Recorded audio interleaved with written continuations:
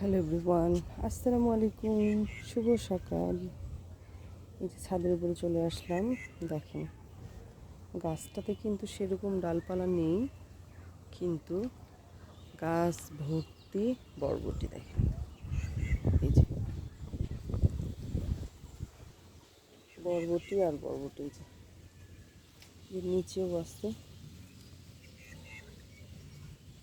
যারা ছাদ বাগান করতে চান তারা কিন্তু এই ধরনের সিম জাতীয়, বিনস জাতীয় ভেজিটেবলসের গাছ লাগাতে পারেন, কারণ এগুলোতে বেশি পরিচর্যার দরকার হয় না। সার আর খাদ্য ব্যবস্থাপনা খুবই সাধারণ।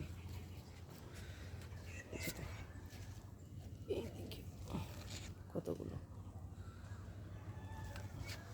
এই যে সাইডে এগুলো খাওয়ার উপযোগী হয়ে গেছে। এটা আমি এখন নিয়ে নিব।